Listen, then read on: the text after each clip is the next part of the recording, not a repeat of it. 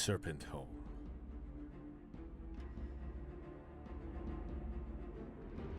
The other clans have come. About time they decided to stand and fight. It's the orb they're after, not me.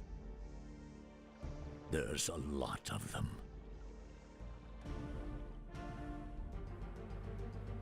A week ago, these men were peasant farmers. You've made warriors out of them, but the Lotus and Wolf soldiers are veterans. What would you do? Cower for another 7 years in a falling down hut, sipping tea and waiting to die? Better that than 7 years spent stealing from the very peasants who trusted us to protect them. I'll gut you like a fish. That? What is that? The key to Serpentholm. I made new friends while I was away.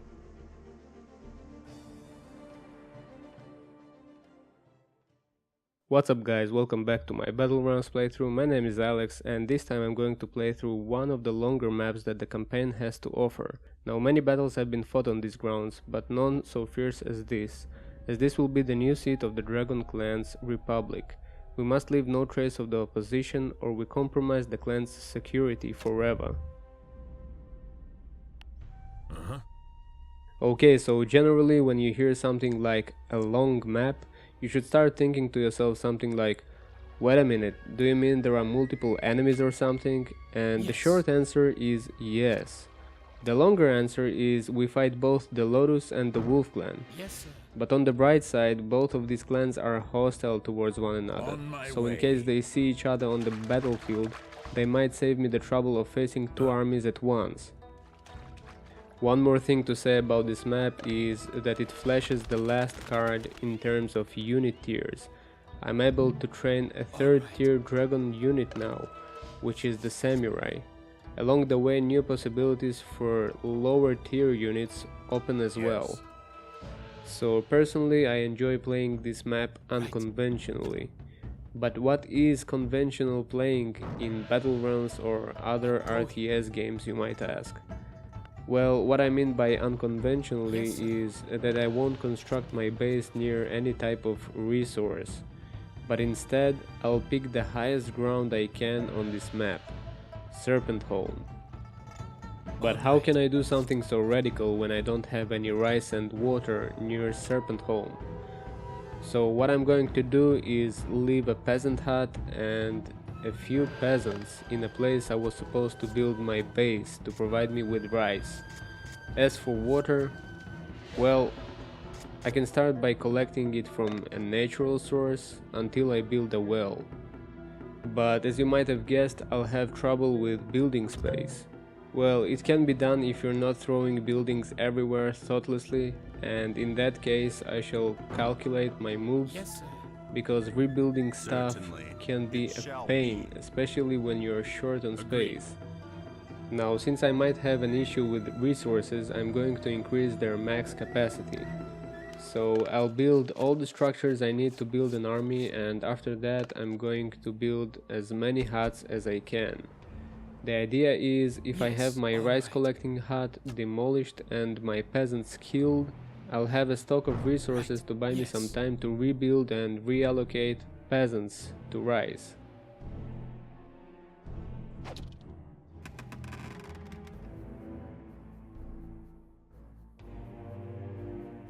All right.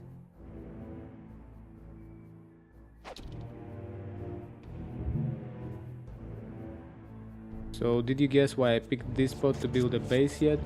If you're saying something related to defense, you're correct 100%. If you've noticed the spot where my hut stands, you can see that it can't get any more open than that. I can be assaulted from 4 directions. Add the trouble of 2 clans that can attack me from different directions and force me to defend on 2 fronts, and you get a bad location. On the other hand, we've got Serpentholm, which has only 1 entrance. And if you think about it, in a scenario where both of the Lotus and the Wolf clans want to attack me, they'll meet each other in the entrance, rip each other apart and go back to lick their wounds. Another advantage in Serpentholm is that it's the highest ground in the map, and that means that enemy units will not be able to see me as long as they're on the lower ground, which gives me a huge advantage in terms of ranged units.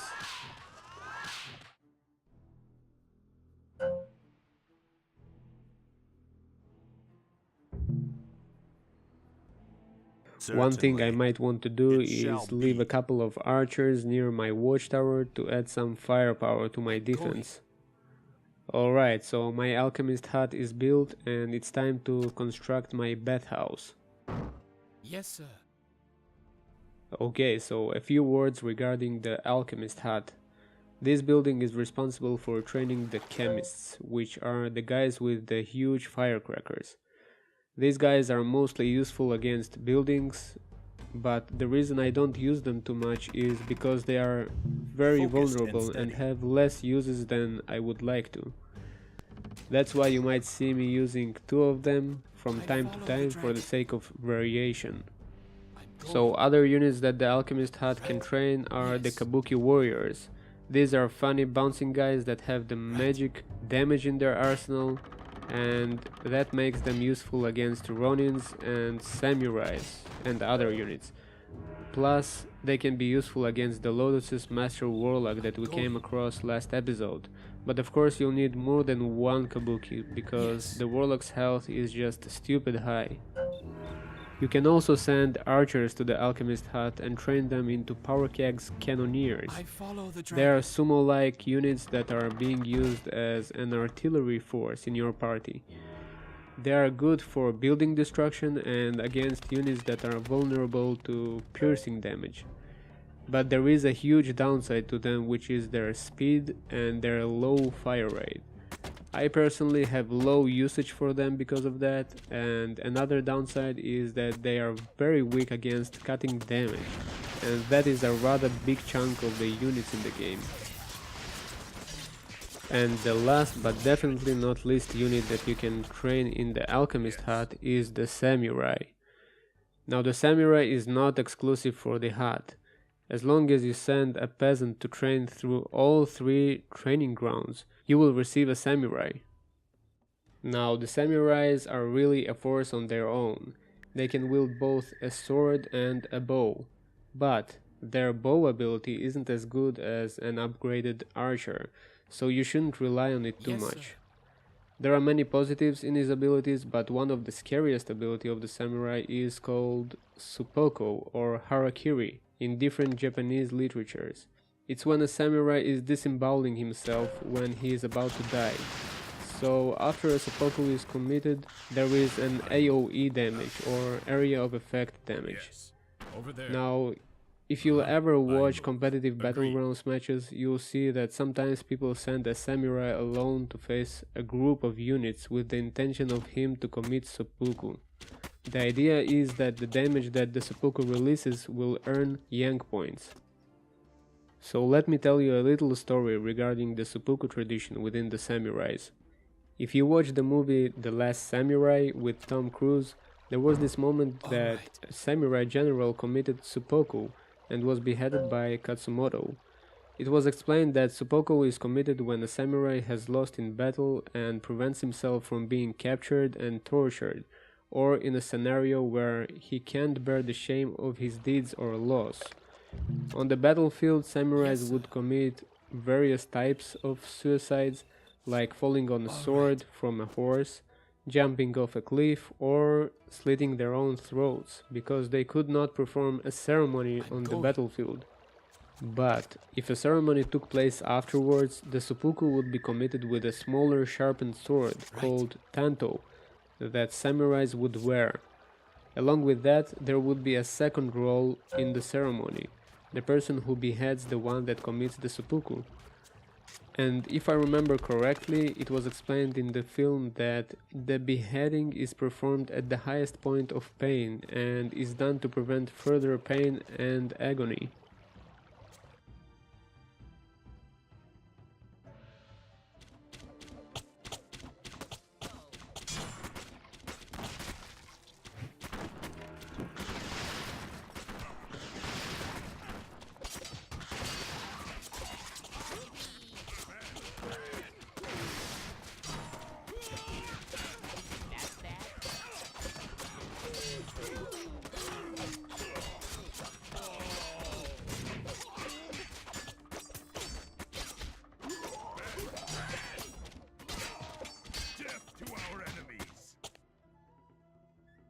For general knowledge, the role of the man that beheads the samurai is called kaishakunin. Another thing to know is if the samurai penetrated his abdomen deep enough, he could sever his aorta and die rather fast out of blood loss. Yes. Now, the tantos that the samurais used to gut themselves did not have a specific role for a ceremony, but it was used sometimes in close combat to stab or pierce an opponent.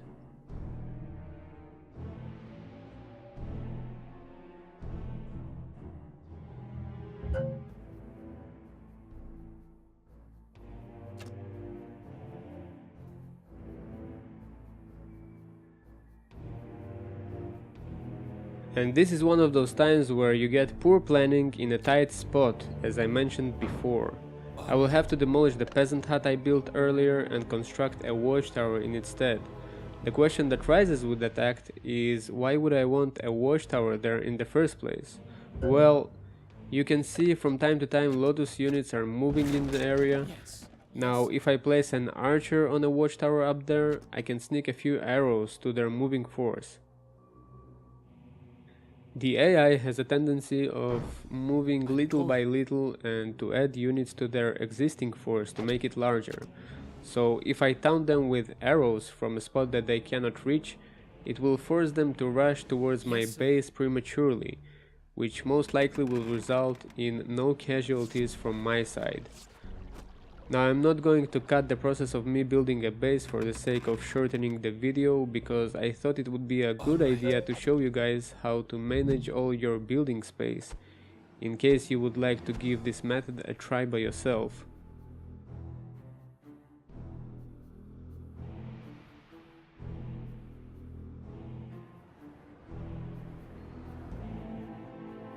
It shall be.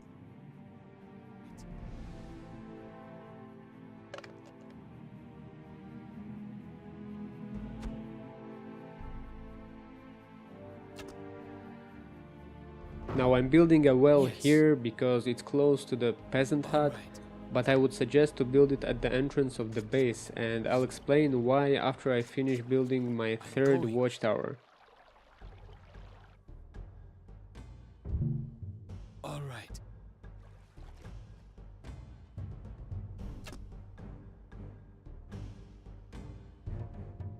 I'm going. Lead the way. Now, what I'm doing here might be something that some would see as unusual, and it is placing a geisha on a watchtower. But before I explain the reasoning behind it, I just want you guys to see the effect of the watchtower that I explained about earlier.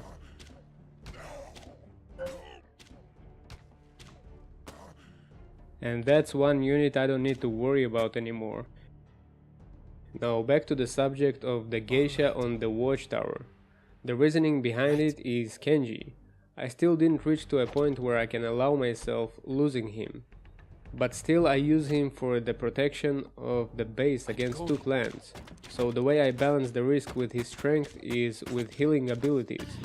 The only thing I need to make sure of is to order him and everyone that stands by him to stand their ground. That way they will not stray off somewhere and will be in range for the geisha to heal them. On the way. And that is what I meant by charging prematurely.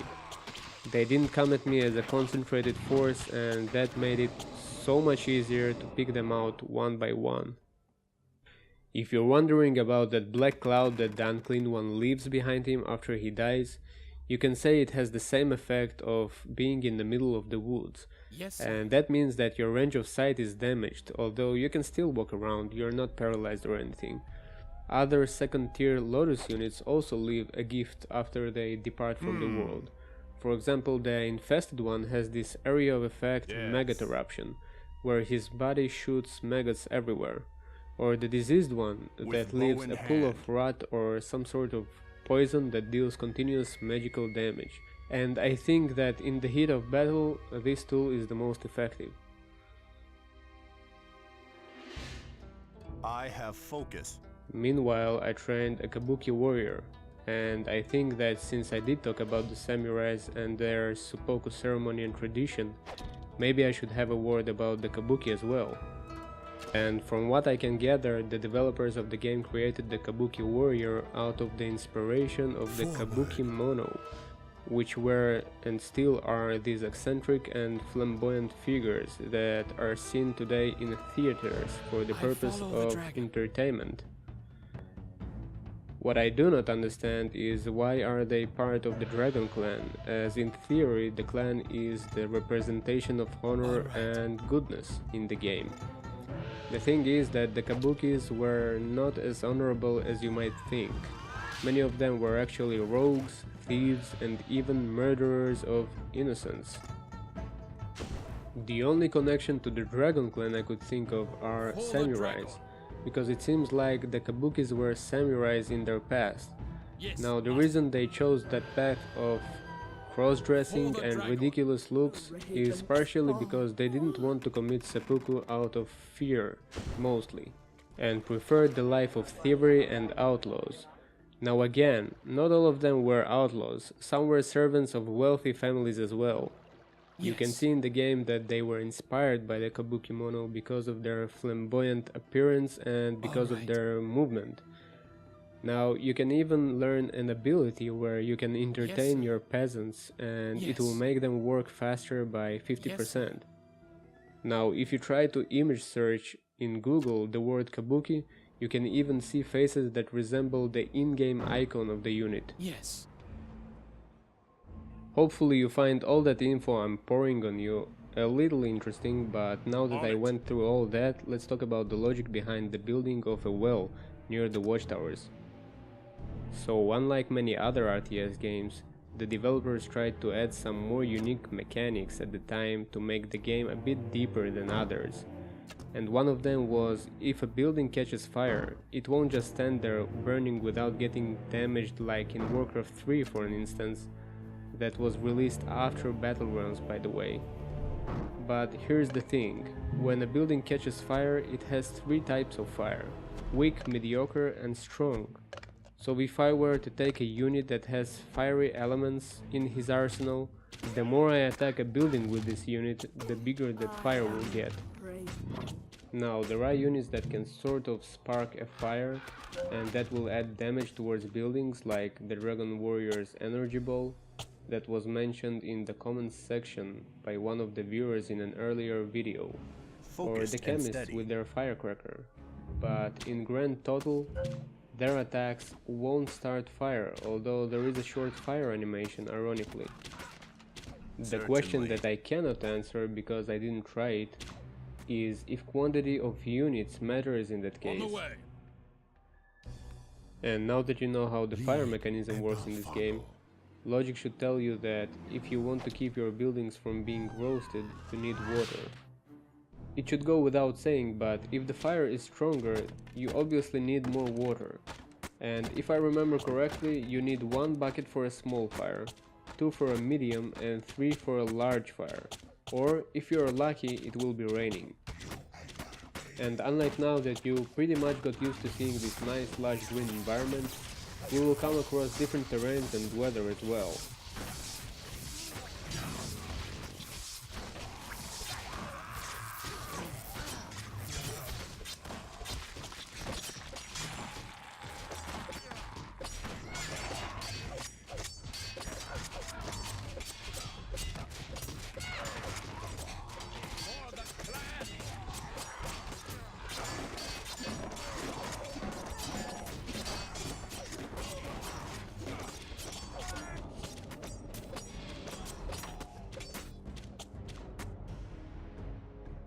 Unfortunately, I lost one archer in that attack, but it's not a big deal when you face a larger force than yours.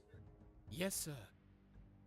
By the way, if you look closely when Atomo is fighting, you can see that he can regenerate the stamina of LA units.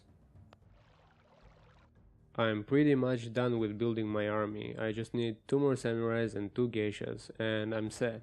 So I guess I'll cut the video to the point when I'm through all that and start making my move.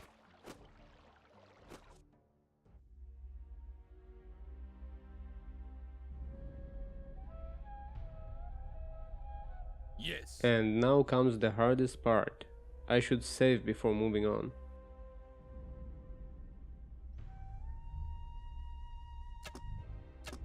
Now, the difficulty in going down that road is that at the end of it resides the Wolf Clan, so I'm pretty much a blind betting man because it's hard to predict what will happen down there. I could be either ambushed by the wolves or the Lotus units, or both if I'm really out of luck. I'm going step by step so that in case I will get into trouble, I will always have the option to go back and have my watchtowers assist me.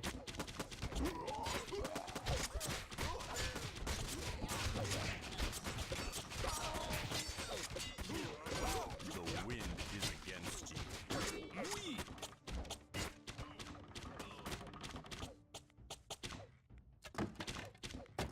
So it was expected that they will assault my geishas first to decrease my chances of survivability.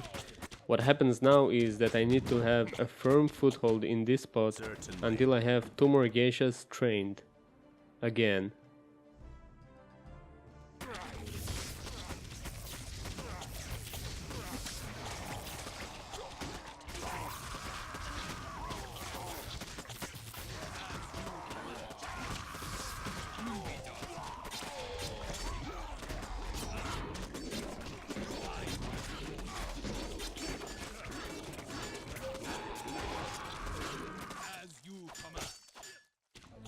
Yeah, so the Lotus tested my grip of the territory, and that just shows you how important it is to have geishas with you. I lost 10 units totally, and now I'm hoping I can regain my forces before I get assaulted again.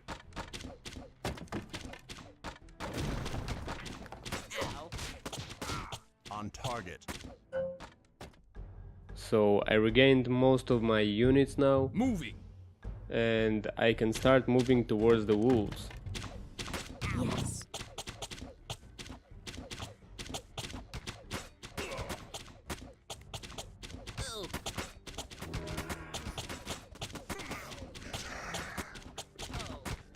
A Lotus unit spotted in wolf territory, and that could break good news for me. They are probably fighting each other as I speak. Yes, Lord. Yeah, you can even hear the warlocks' projectiles in the background, and warlocks in general can be really lethal. They're on the same tier as the samurais are, so I should not deal with them without a geisha. Also, warlocks are really effective against samurais, so I can't just send that shiny walking armor on them without any backup. On target.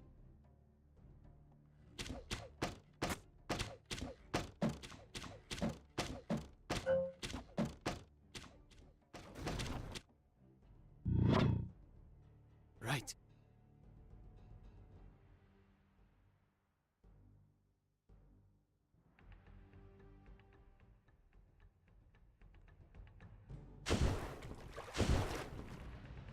And now it's time to research the tempered steel.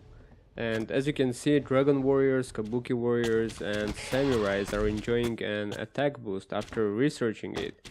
Now it costs so much because there is a rather big variety of units that can enjoy this bonus.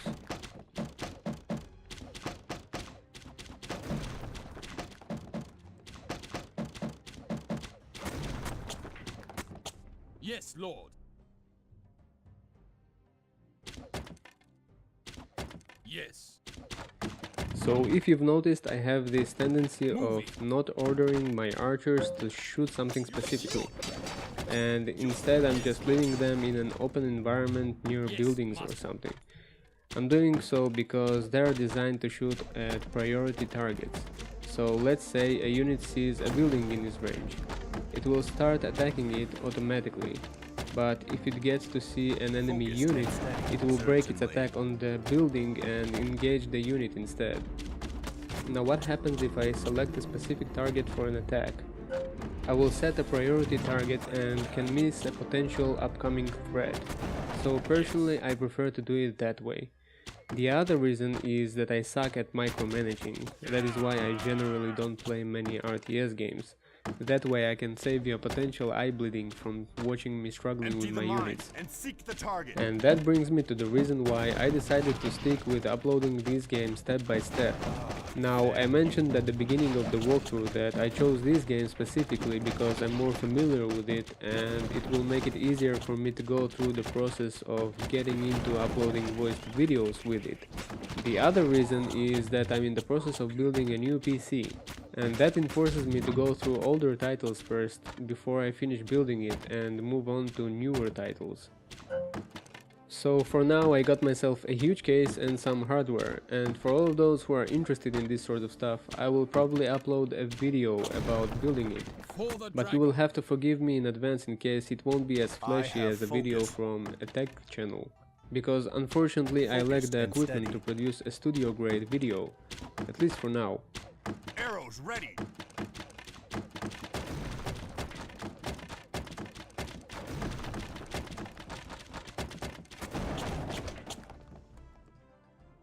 So the Wolf Clan is pretty much done for, and the only one that is left for me is the Lotus Clan. For the dragon. Now remember that they have warlocks on their side, so I shouldn't do anything reckless like charging in blindly.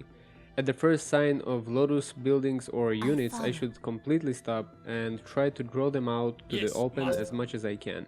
Because remember that fighting in an area that is full of buildings might be a bit more challenging. You have to consider things like buildings that can block your aim, stray peasants that can draw your attack and lead to your death, and of course watchtowers.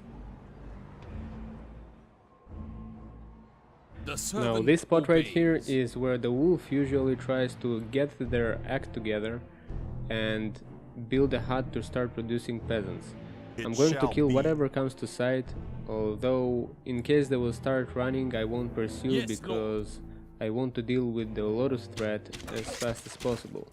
Now remember that the wolves can't stand in the way of the Lotus anymore, and in that case they will start to accumulate a big amount of units and hit me, and that is exactly what I want to avoid. One peasant got away, so I should expect a counterattack from the wolves once I'm done with the Lotus. Now the reason I'm so obsessed with finishing the Lotus is because their main force are ranged units. When the Lotus clan is not restricted with any building construction, usually their main focus is to create as many warlocks as they see fit, together with some unclean ones. Now that means they are using the same tactics I use, but the main difference is that the ranged units that they're using are second and third tier, while I use tier 1 units.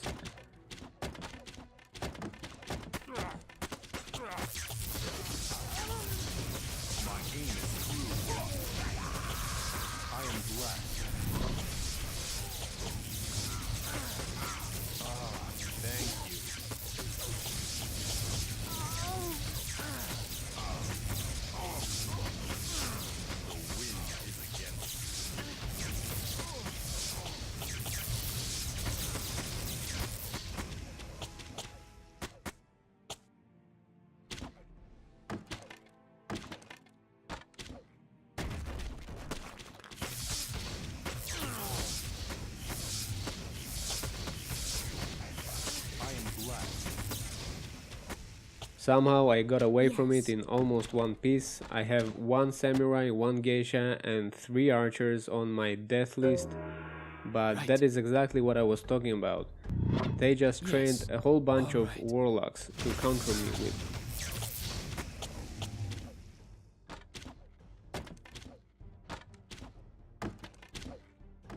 Focused and steady.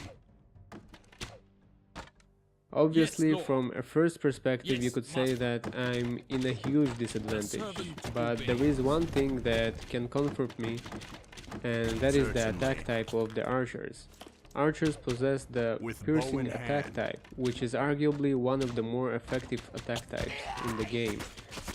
There is a whole chart that explains the attack types and all the weaknesses and strengths a unit has in Battle Runes fandom, if you're interested. I'm going, right?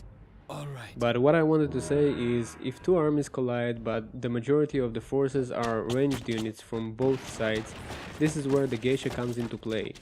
You just need to hope that your side can delay as many casualties with healing, while taking down as many units as they can from the other side before your geishas are all out of stamina.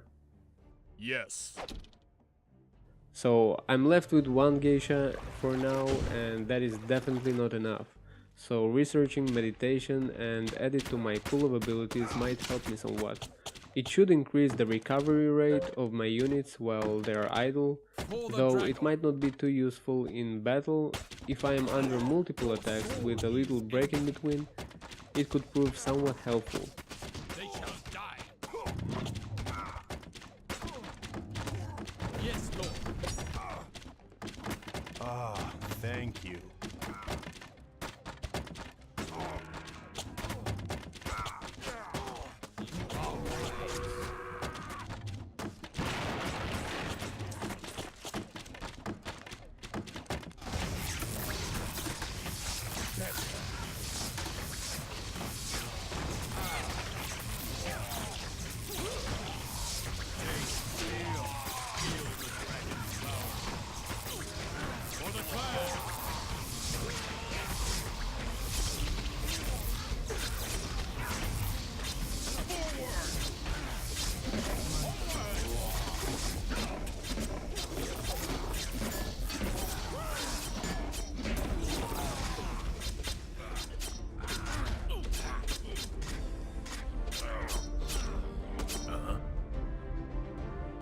Somehow I completely missed that attack on my base and it got me by surprise. On my way. But thankfully Kenji survived.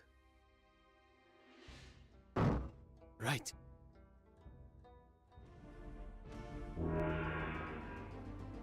I follow your lead. Okay. Lead the way. On target.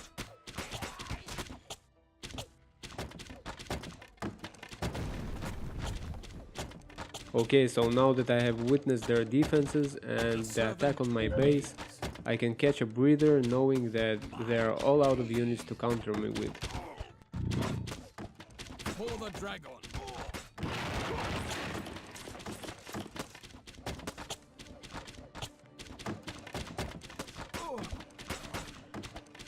Leaves fall.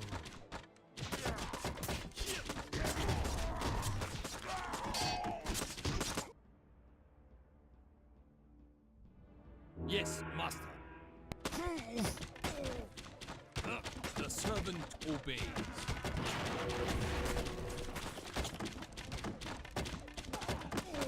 My aim is crude.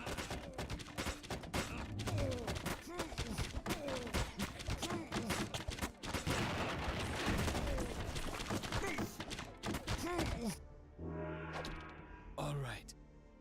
Meanwhile, I trained these guys and I think I'll use them as a second group to scout for remaining buildings and units. Yes. All right. Right. Yes. All right.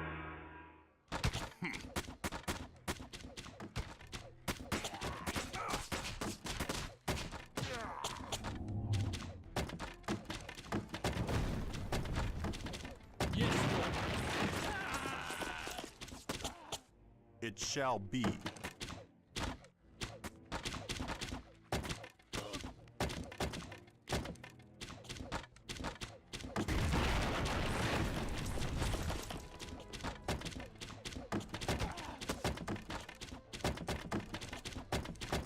For the dragon.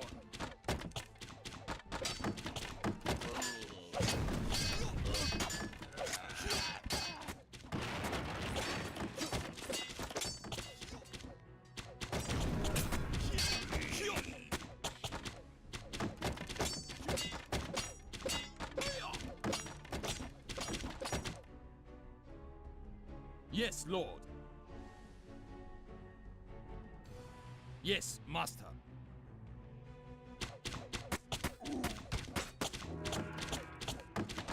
Yes.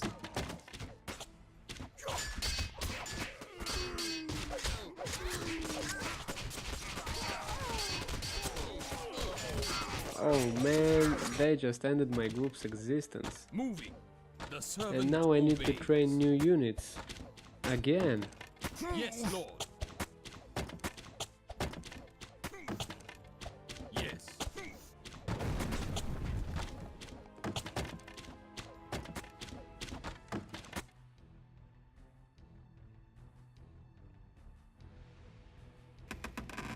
Lead the way.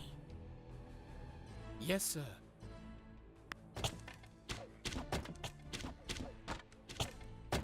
Dragon, guide my arrows.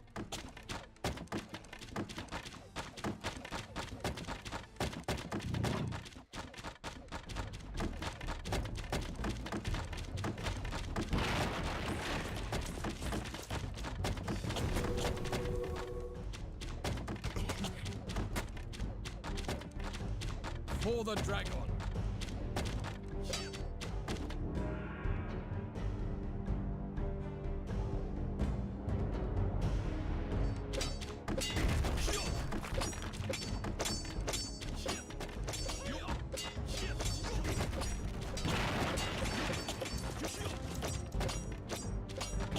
Yes, master.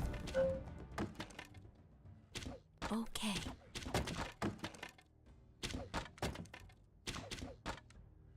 For the dragon.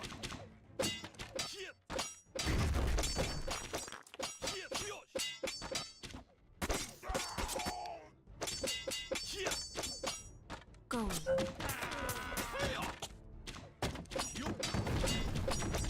Moving.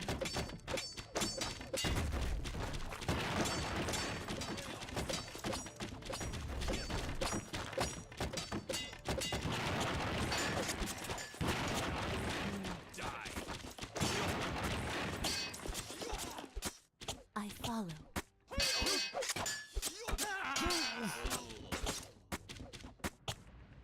Yin and yang are one.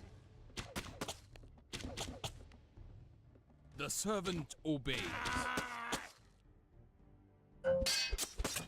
Man, they got me all confused, running right and left as if they've got some invisible base right here. Moving. For the dragon. Lead the way.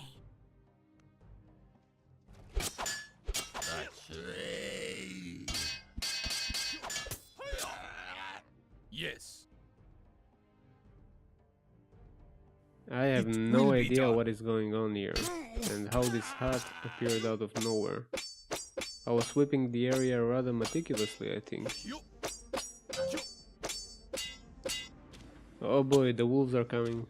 I think this is the moment I'm going to lose my whole army. For the dragon. I think it would be a good idea to back off a bit and maybe have them deal Yes, with the master. lotus there. For the dragon.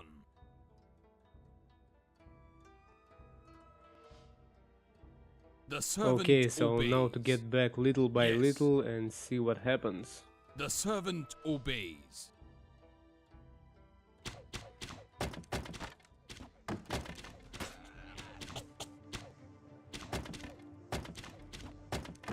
Yes.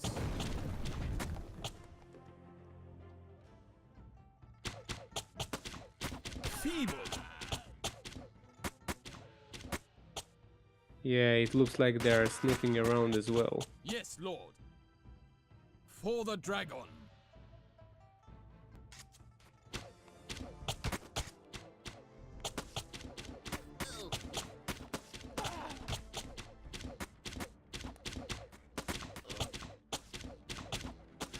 Dead on. Not good. Not good. Damn right it's not good. Look how long it takes me to deal with you.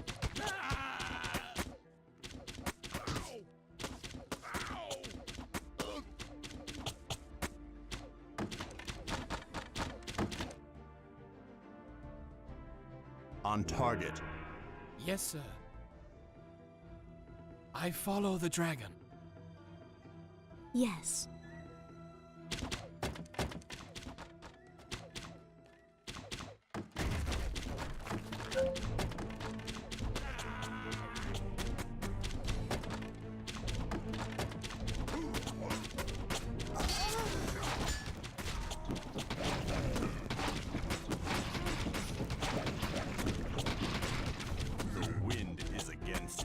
So they tried to lure me by sending one unit at a time to aggro me, but standing still won't fall for that, and that was their prize mistake, I guess.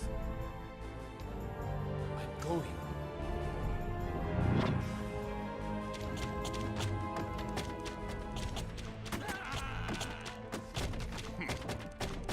Yes, master.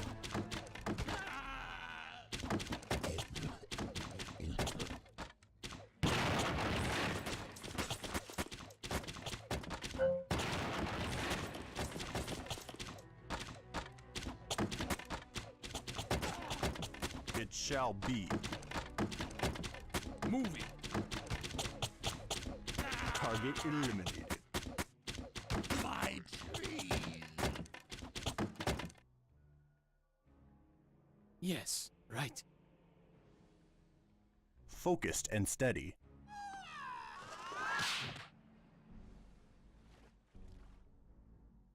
Hot on the trail! So I've trained one chemist and now researching phosphorus powder with the hopes that it will help me deal with the wolf buildings a bit better. I'm off. The extra spearman that I added is for the sake of variety, maybe he will come handy later. The servant obeys. Moving. The servant obeys. Yes, Lord. Yes, Master. Yes.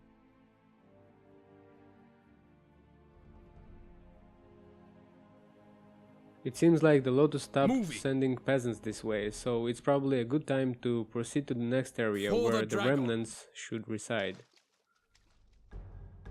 Moving. Yes, Lord. Yes.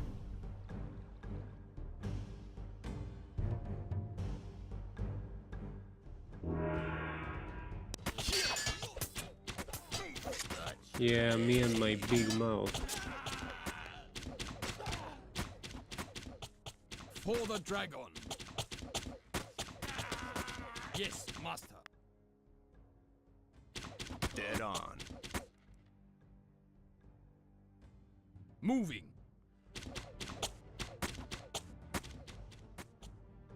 The servant obeys. Yes.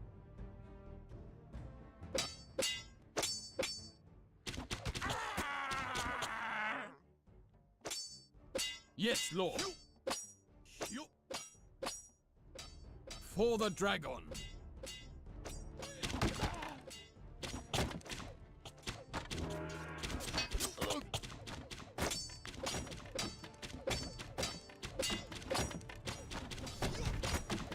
Target eliminated. Yes, Lord. My trees!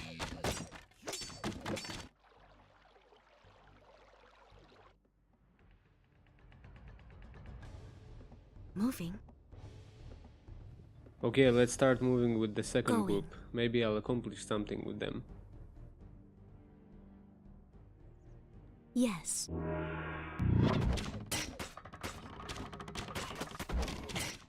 I follow. Lead the way. Okay. Moving. Okay. This map Lead the just way. doesn't want to go according Yes. to plan. Lead the way. Going. Yes. Okay.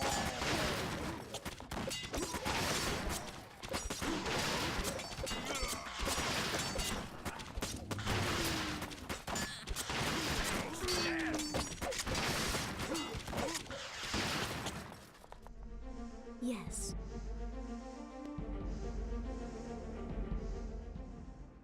Going.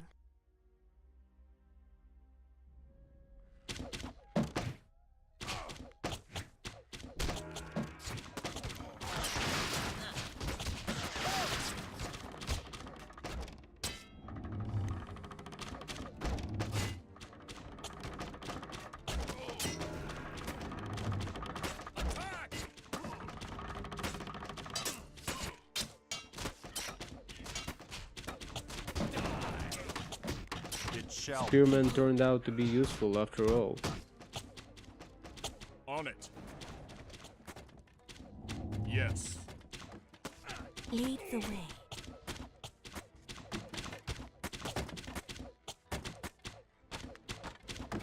Moving.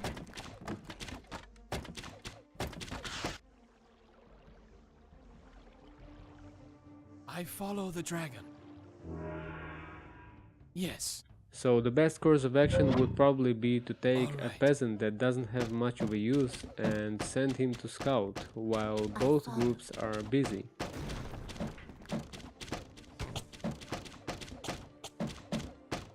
Lead the way.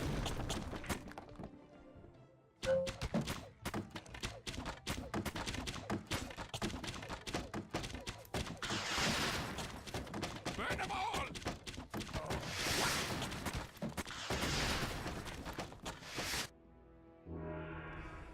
Yes, sir. Now that's I a follow lot the of dragon. peasants.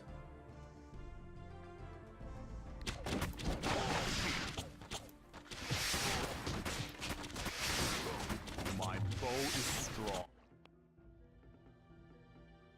I'm going.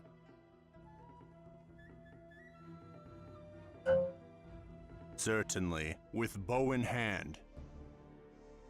For the dragon. I follow. Okay, so since the second group occupies the wolves, I can leave the archers from the first group and take the samurais and the geisha to deal with the lotus peasants. That way I might stop fighting on two fronts. Looks like the chemist can be useful after all. You tell, I go.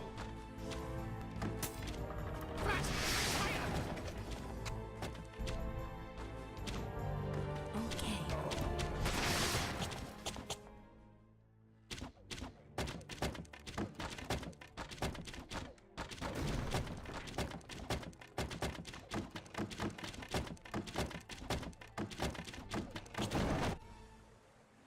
Yes, master. Yes. The servant obeys. Yes. Yes, master. Moving. Yes. For the dragon. Going. Yes. And that is what you would call a massacre. Lead the way.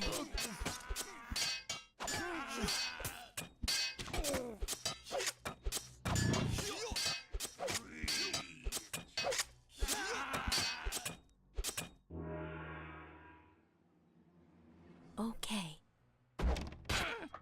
Like my fire.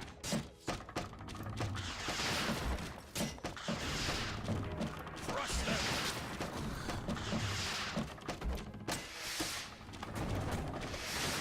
To the death. Fight. Lead the way.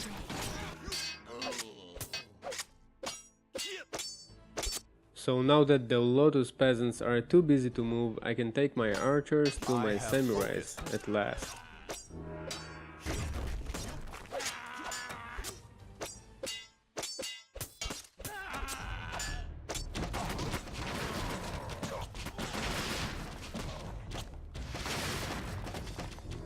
Welp, it looks like my spearman is a goner.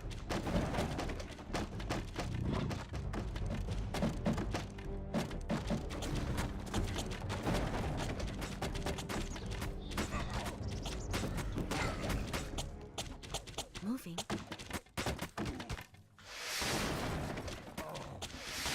You tell, I go. Hot on the trail. My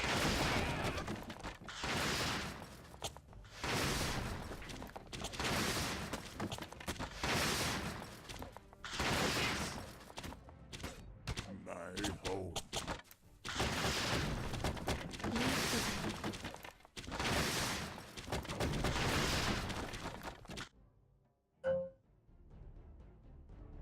The servant obeys. Yes. All right.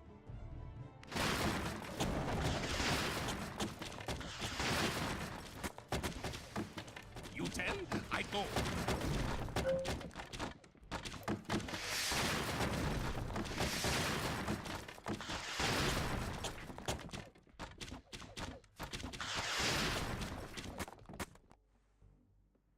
Right. Yes, sir. Yes. Let's just make sure I didn't Yes, miss sir. anything. I follow the dragon. Yes. Right. I don't see any Yes, sir. traces of them, so the only Right. thing I could do for now is move from one rice field to another Yes, sir. and hopefully find something. I follow the dragon. Yes, sir.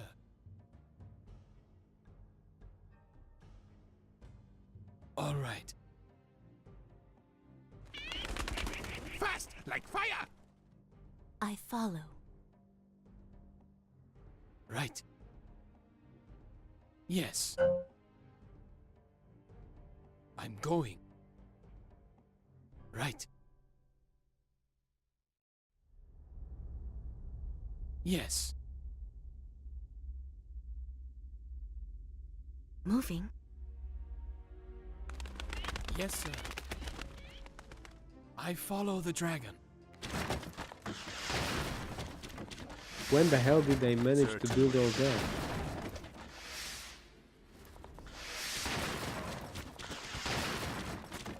On the field. Yes.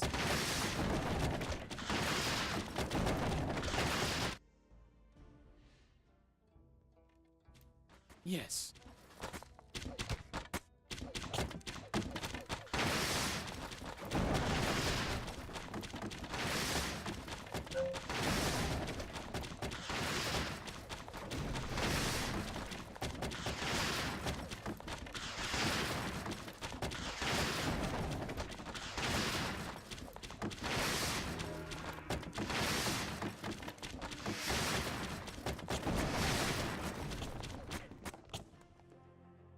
Hold your horses.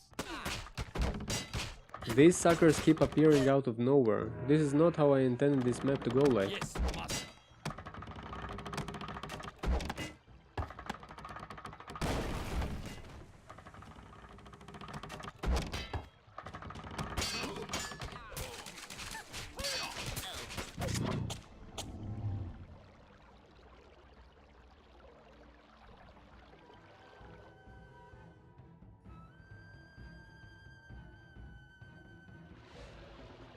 Next thing you will tell me is probably that the Lotus managed to build an empire already. I follow the dragon.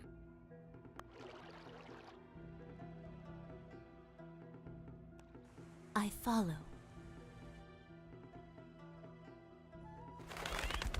Yes, sir. I follow the dragon. Yes. Moving. Yes. I follow.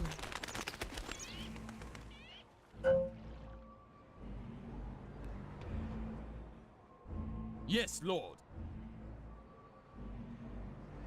Yes, sir.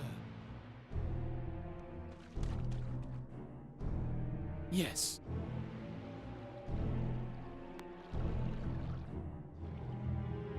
Moving.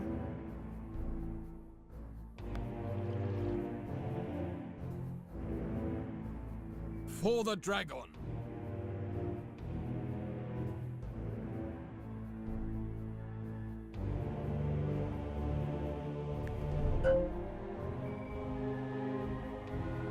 Yes, Lord. Yes. I follow.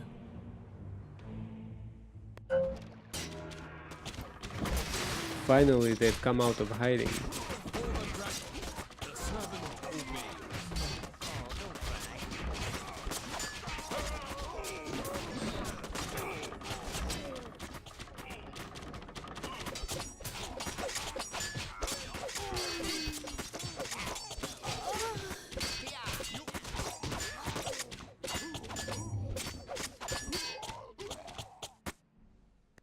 That's the last of them, I hope. Yeah, it is. Lord Kenji, look!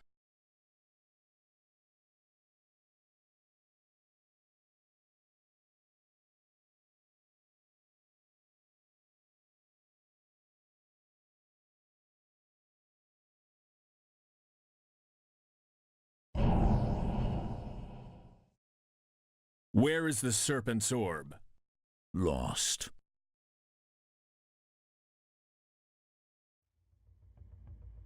Serpentholm is ours.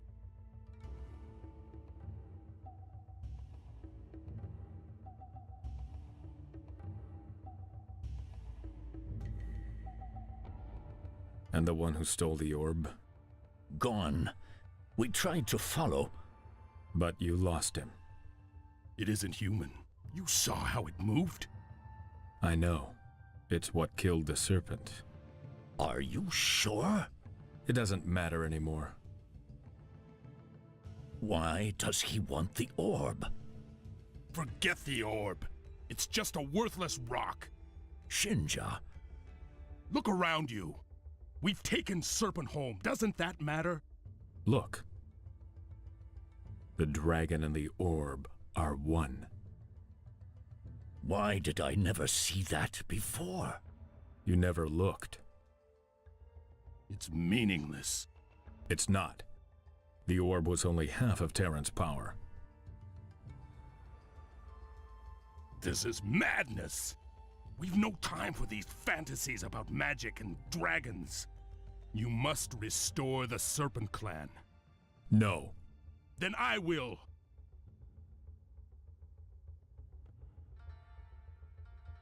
He'll come to his senses, Lord. I have to go to the Dragon's Spire. Let me go with you. No, I need you here. Let Shinja contain the Lotus and the Wolf if he can.